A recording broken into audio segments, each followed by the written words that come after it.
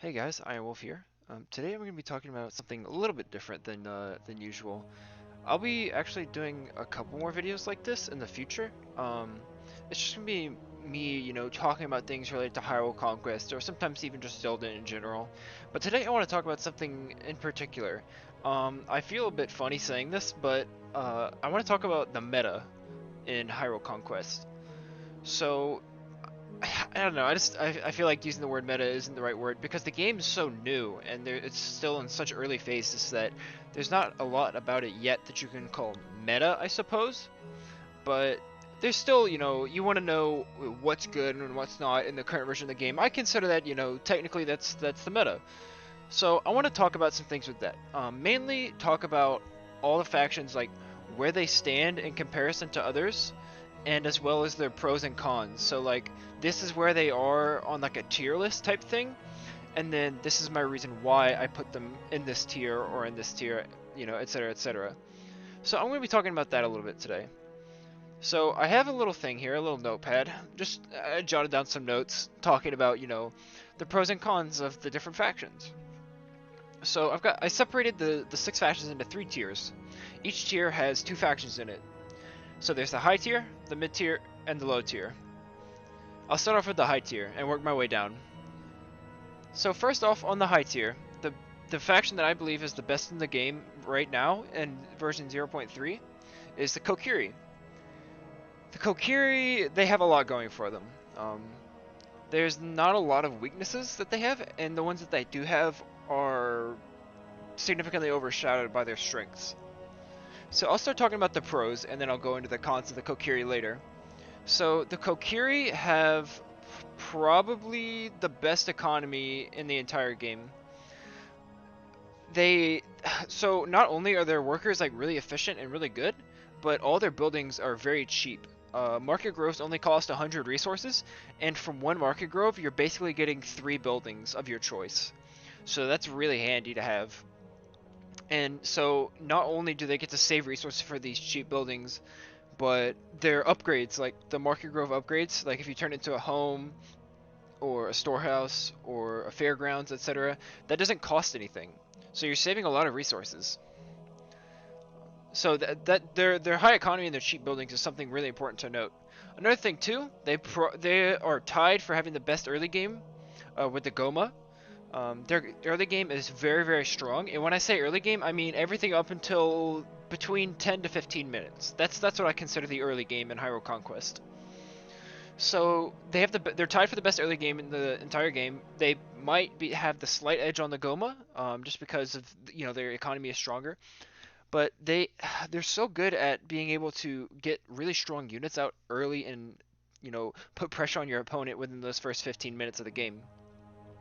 So what I mean by this is, at about 5 or 6 minutes, the Kokiri can start pumping out Deku trees if they're using Saria.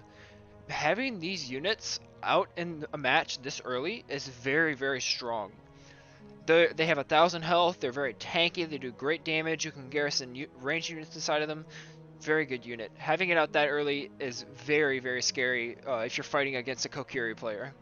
Not only that, but they're able to mass a huge amount of slingers and even Minutemen uh, in the early phases of the game, and that they have this giant, massive swarm of Deku trees, slingers, and some Minutemen thrown in there, and with the Saria thrown in there too, giving her aura buff to the slingers, that becomes a very scary army to deal with.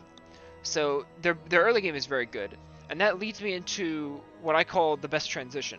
Now this might be a little weird to explain, but basically when you are transferring from like the mid game to the early game and from the early game to the late game, you've kind of like that transition is kind of like, all right, now we've kind of gotten out of the early phases of the match. Let me start, like let's say with the Hylians, you finish your early game, you're like, you got your lookouts and your castle guards, and you're like, all right, I need to start getting knights, or I need to start teching up to tier 3, or I need to get cavalry, this, that, and the other.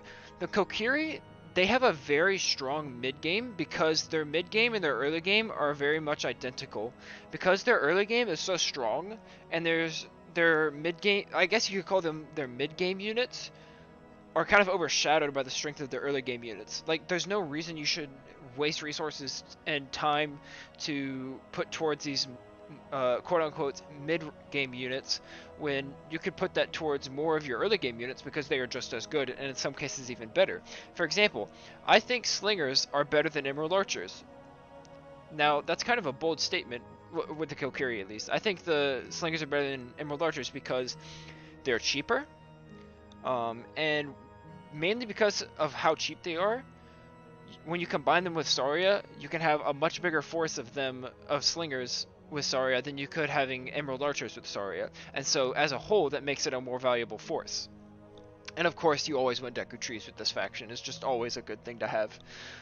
Another one of the pros that the Kokiri have is they have arguably one of the best heroes in the game, Saria. Not only does she allow them to build Deku trees, but her 25% attack speed buff to all ranged units is very good. It makes them attack so much faster. It makes their DPS almost insane for almost any ranged unit, especially slingers.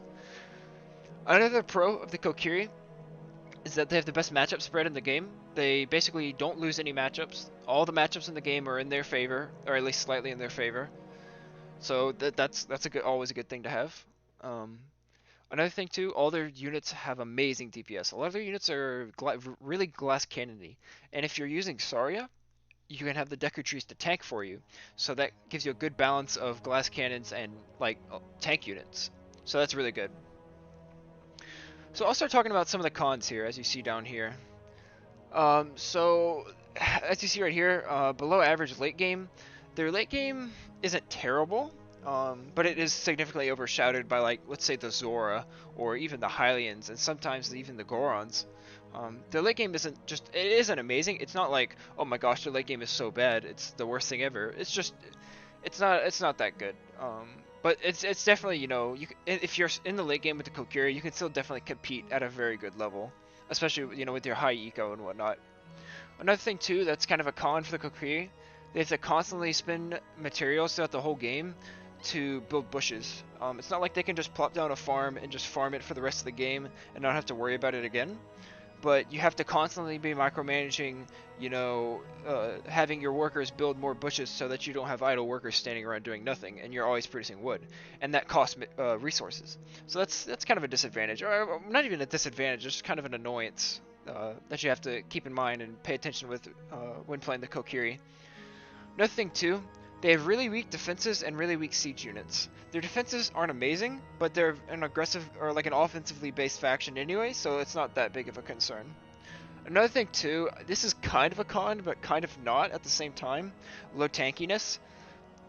That con is easily like overshadowed when you're using Saria, which you'll be using most of the time, because it gives you access to Deku trees. Like I said earlier, Deku trees are very good tank units.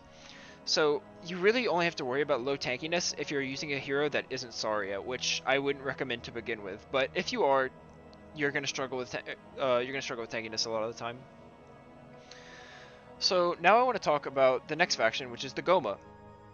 The Goma are a very good faction, which is why I put them in the high tier. They have a lot of pros. They're a very aggressive faction. They're more aggressive than the Kokiri even. So some of their pros. They have an above average economy. It's not amazing. It's pretty solid. It's not bad. They've got a lot of good things going for them as far as their economy goes. So that's good. They have very strong early game. Like I mentioned when I was talking about the Kokiri, they're tied for having the strongest early game in the entire game. Some factions they can like rush to, defeat them in about 5 minutes even if you're doing a caretaker rush. Or if you're doing, a safer, more laid back, or not laid back, but just like a safer build, like pincers and spinals. Even then, you can still have like big groups of Goma harassing your opponents at like 8 or 9 minutes, which is still very, very difficult to deal with, as any faction really. Even the Kokiri. The Kokiri still beat it, but it's still, a big annoyance for the Kokiri. What else? Oh yeah, so they have the ability to be able to create large amounts of units in very short periods of time. And this is thanks to the eggs and Goma Queen mechanic. They're able to plant these eggs, put out larvae, and then have the larvae start upgrading. It gets units out really, really fast. It's very good for, getting these rushes out as fast as possible, which is what this faction is all about. They're all about rushing. They remind me a lot of the Zurich from Star Trek. Or I'm from Star Trek. What am I saying? I'm sorry, StarCraft. They're able to expand really easily. thanks to the hive nodes, you see here, easy expansions, hive nodes are really cheap, and they let you expand your territory a lot, and also they give you a population boost, which is really nice. But that does lead into the next thing I was going to talk about, which is the population cap glitch. There is a glitch in the current version of the game with the Goma, where planting eggs with your Goma Queen will go past your population cap and ignore it, basically.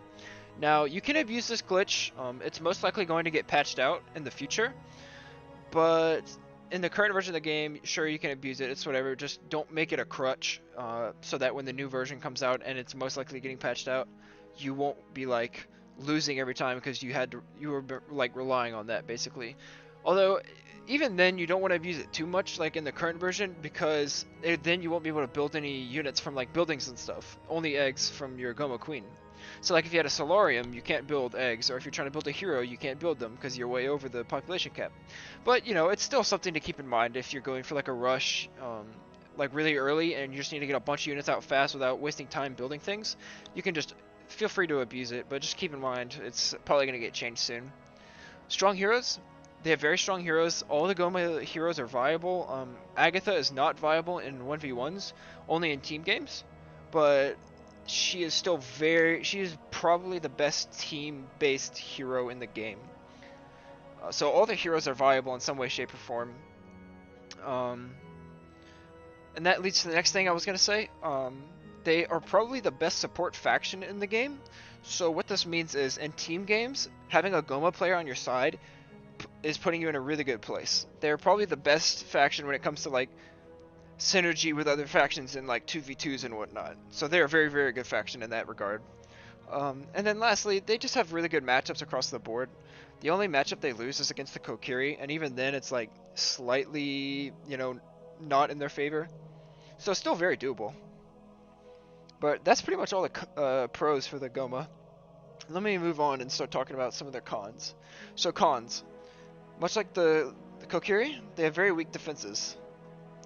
Doesn't matter too much because you'll be mostly playing very aggressive with this faction, but just keep that in mind. Next, they have a very weak mid and late game.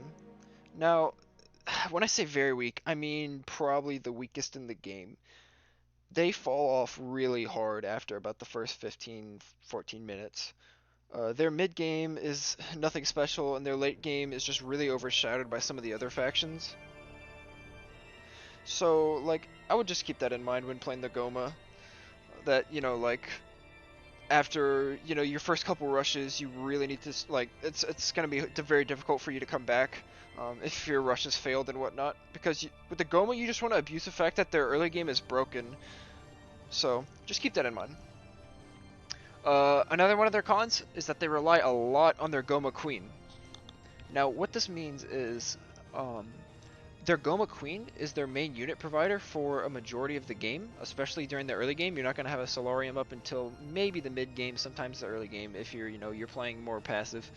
But you need to watch out, because if your opponent's harassing you or raiding you and they come in there, rush in, kill your Goma Queen, and then get out, that is very, very difficult to come back with. In some cases, that's even GG, because that's such an economic and huge setback that you can't recover from that. So that unit is a gold mine. You cannot let that unit die in a lot of cases, and if that unit does die, it's very, very difficult. So that's kind of a con, is that that unit becomes a crutch for a majority of your early game.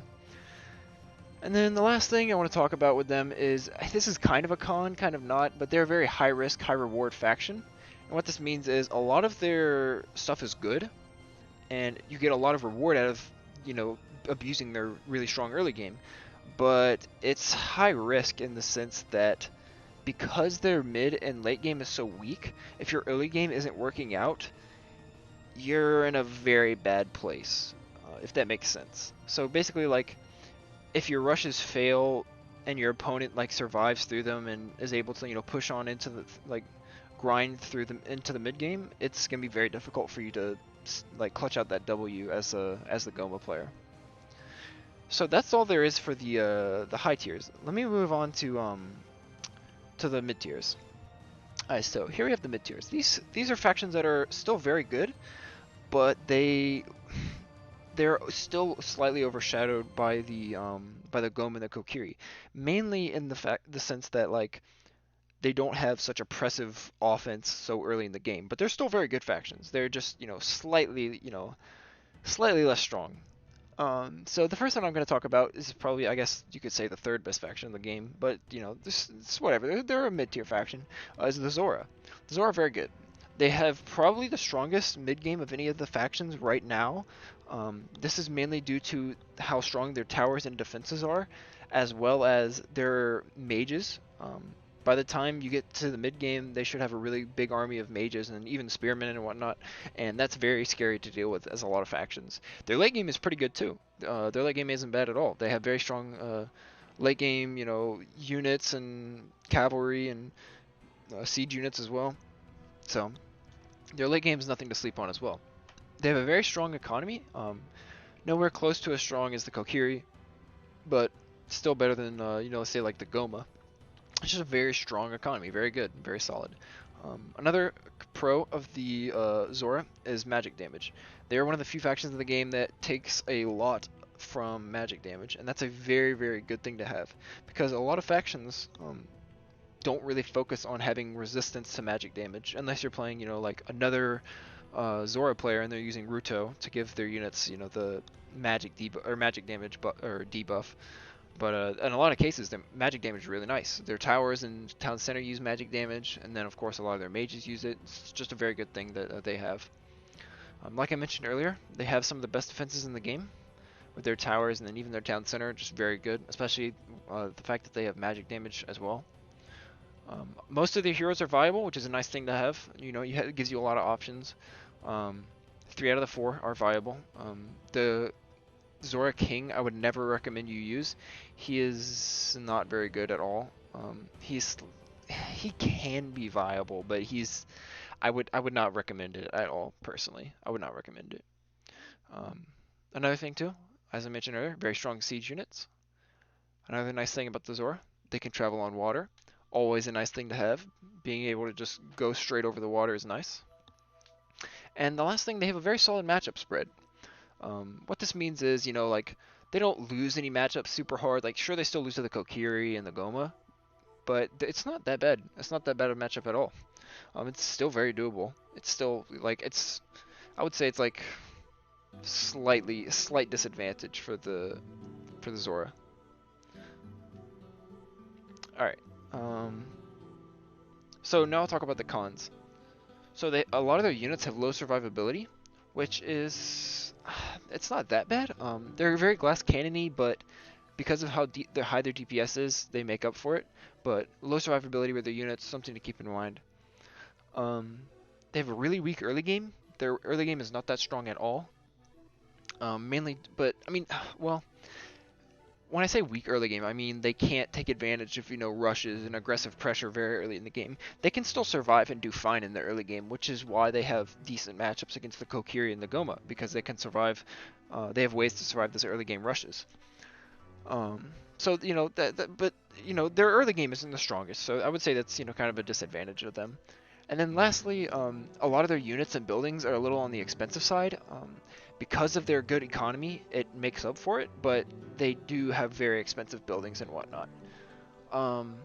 So the big thing about these mid-tier factions, as you may see, they don't have a lot of disadvantages, but a lot of their advantages just aren't as, like, super prevalent as the advantages that the Goma and the Kokiri have.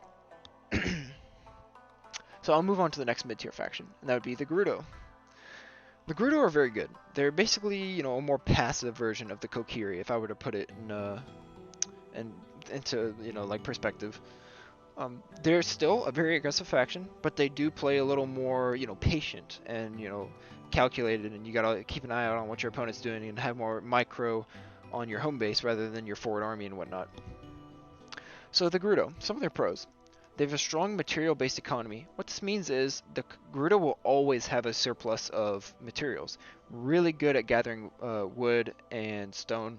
You'll always have a surplus of it, especially with your extra expansion that you get with this faction, with the standard build. They have a very strong early game. This is mainly due to, being able to expand very early. and set up that expansion near your opponent and start harassing with grunts and marauders very early, and having, like a forward base of operations in which you can stage harasses and raids on your opponent. Full-on expansion in Tier 1. This is very handy to have. The fact that they can build like basically a half town center without having to tech up for significantly cheaper than a town center is very nice, because it lets you be able to produce grunts and marauders basically right into your opponent's base if you're doing really smart, like if you're smart with your expanding. So that's a really nice thing to have. Another nice pro of the Gerudo is the loot mechanic. When the grunts and the marauders, when they kill enemy units, they'll generate rupees, which is nice. You don't have to have as many workers dedicated to rupees because of this, because you'll constantly be harassing and raiding with this faction, so you'll be getting rupees if you're doing it successfully. Their mid game isn't bad. It's pretty good.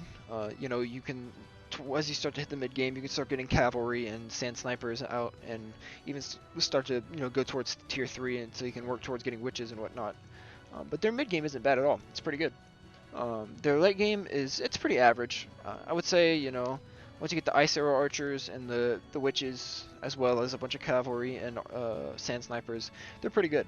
But it's nothing too good. It's nothing amazing. It's not bad. It's not great. It's just very average. Let's see what else. All their heroes are viable. Let's see.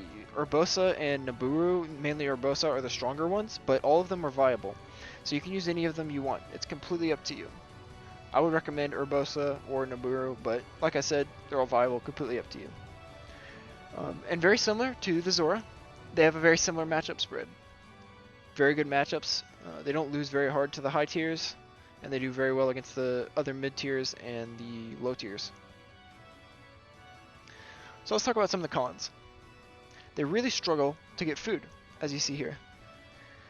The Gerudos, the way that they gather and generate food by building pigs and then gathering from the pigs, sure, you're profiting, I think it's 100 food, because it costs 25 to build them, and they generate 125 food. So you're profiting 100, sure, but that takes a lot of time. So as you start to hit the mid and even the late game, you're not going to have that much food to build these big armies that you need to contend with the other factions. So it's a little difficult. So you're going to need to rely on a market a lot of the time, as you see here. I put this as a con because having to rely on a market to get a lot of resources sometimes is not very good, because you're hurting yourself a lot of the time. You're being very economically negative a lot of the time when you're having to use a market to do a lot of things. But sometimes you need it. So I wouldn't say the market is a crutch for the Gerudo's economy, but it is definitely something that you're going to need to help you out in those clutch situations in the mid and even the late game. They don't have very good siege units. It's not bad, but it's not amazing. The units are very squishy too, just like the Zora. And the last thing, very linear strategies. What I mean by this is there's not a lot of diversity to what the Gerudo can do to be viable, if that makes sense. So basically, the Gerudo are good. They're a very good faction. They're in the mid tier. They're a very good faction. But the thing is, there's only really one good way to play them, if that makes sense. The other ways aren't that strong. So when you're playing the Gerudo, you kind of know what they're going to go for most of the time, because that's what's good. Sure, they might not go for it, but whatever they're going for, if it's not the traditional fast expand, harassing and whatnot, it's very easy to counter, if that makes sense. So they're good with a specific type of strategy, and there are ways to counter that. So it's very linear and predictable, but it's still good. So just keep that in mind. So now we'll move on to low tiers. So the low tiers aren't bad per se. Well, one of them is bad, and I was thinking about putting it in which is the Gorons, and I was thinking about putting them in a tier of their own, because they're just really, really bad. But the Kingdom of Hyrule I put here honestly just because they're just very average. They don't have that many weaknesses, but the thing is, they don't have that many strengths either. So I'll talk about them first, since I think they're, I guess you could say, the second worst in the game. So the Kingdom of Hyrule pros. This is gonna sound really funny, but their pros is that one of their pros is that they have very little cons. But you know, they're just a very balanced, just very basic faction. They don't have too much going for them in a good way and in a bad way. They have a very average economy. It's not amazing, but it's not the worst at all. Um, their mid and late game is actually pretty strong. I would say it's well um, above average, well above average for sure. It's not bad, but definitely not as strong as say like the Zora, or even their mid game is probably on par with maybe like the Kokiri. Um, all their heroes are really good. Zelda is definitely one of the stronger ones, and you're gonna want to go with her most of the time. Waru is definitely one of the weaker ones, but they're definitely all still viable and all still very good. Very strong siege units in the late game. You get their trebuchets and whatnot. Very good. Their units have really good survivability, unlike a lot of the other factions. Their knights and their cavalry and their castle guards and all them. They have a lot of health and they're very good at defending, and they're just very tanky. So that's a nice thing about them. Now, some of their cons, one of them being mainly, honestly, that none of their pros are like overly good. Like a lot of their pros are just average or above average, honestly. So that's a downside to them.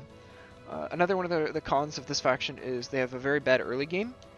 Um, it's very difficult for them to get past their early game if they're fighting, let's say, like the Goma. Against the Kokiri, it's doable, but they get really, really, really hard countered by the Goma, which is the next thing I was going to mention with the cons, is they get hard countered by the Goma. A Goma can Caretaker Rush, or even do a Spinal Pincer Rush, and most of the time beat the Hylian player, because Hyrule's early game is pretty mediocre. It's not very strong. But against a Kokiri, there are ways to survive, a Deku Tree and Slinger Rush. There's ways around that. So let me talk about the last faction, and that is the Gorons. And this faction is... this faction's really bad. This faction's... I've been needing to rant about this faction for a little while now, because they're just really bad. But they do have a few pros. I will mention those first, of course. So they have a very strong late game. Once the Gorons hit the late game, they're actually really good. It's just a lot of their problems come from being able to reach that point. But once they do reach that point, they're actually pretty good. They have the best survivability, both in their units and in their buildings, of all the factions. They're very, very tanky, very durable. They have some of the best defenses in the game. Probably tied with the Zora, although maybe even a little bit better, because I know their bomb projectiles that they have from towers in their Civic Center, they do splash damage, so that's really nice to have. They have the best siege units in the game. So in late game, if your opponent's, turtling and whatnot, you can just build a bunch of really good, like rams or bomb tossers or anything. They got a lot of good answers, and like the powder cake throwers. Those are really good. They have a lot of good answers for turtley opponents. All the heroes are viable as the Gorons can get. Dangoro being one of the weaker ones, but the other three are pretty good. Their mid game is very average. It's not the best. It's better than the Goma, but that's not saying that much. So it's very average. So now the cons. Let me talk about these cons, because these cons are pretty big. So the first con to talk about with the Gorons is their poor economy. Their economy is garbage. The Gorons really struggle to get resources. Their workers are very, very bad at what they do. And that this doesn't help the fact that they have a poor economy, but all their units and buildings are very expensive. Like, they cost way too much ore and way too much materials. So it's very difficult to get a really good, balance between economy and, production with the Gorons, because you're going to struggle to have the resources to build these expensive things because your economy just sucks. And this is what I was mentioning earlier with the Gerudo. The Gerudo, they need a market is very good for them to have, but it's not a crutch and that they should be focused on, and it's not something they have to win. With the Gorons, unfortunately, you have to have a market early in the game to be able to get those resources that you need to pump out the buildings and the units you need as early as possible. So that's really unfortunate that's the case with the Gorons. Another thing, their early game is practically non-existent. If you're playing the Gorons and you get rushed, a lot of the time, that's GG, honestly. They really don't have that many options for rushes. They can sometimes deal with, the Deku Tree and Slinger rushes, and pincers and spinals. They have ways around that. But a Caretaker rush, So the caretakers, they outrange the Goron's defenses. So the only thing the Gorons have going for them in the like the early phases as far as defense goes is the town center and the bombs that the town center throws out at enemies. But the caretakers outrange that. So the Gorons have no option against that, which I'll talk a little bit more about that later. So yeah, their early game is non-existent. Another con is that they have to be at tier 3 before they can mount any kind of viable offense. None of the Goron units that you get before tier 3 are very good at, like attacking at all. So it's just very, very difficult to be able to mount an offense before you hit this point in the game. Another thing too, slowest units in the game. This is you can't really do much about this because it's in the lore that the Gorons are slow, but it is something unfortunate that the Gorons have to deal with. Let's see what else. Oh yeah, so they lose most of the matchups in this game. The only matchup they go even in kind of is Hyrule, but even then, like that's still maybe slightly not in their favor. But generally speaking, they lose pretty much all these matchups. And they even have, this is what I was mentioning earlier about the Caretaker Rush. Okay, they have an unwinnable matchup, and that is the Goma. They can literally do nothing, and I mean nothing. They have zero options against a 5-minute Caretaker Rush. The Gorons have zero options. They can do nothing at all. It's very, very painful to watch. I'll have to upload a replay of it sometime on my channel, but it is painful to watch. The Gorons have zero options against that.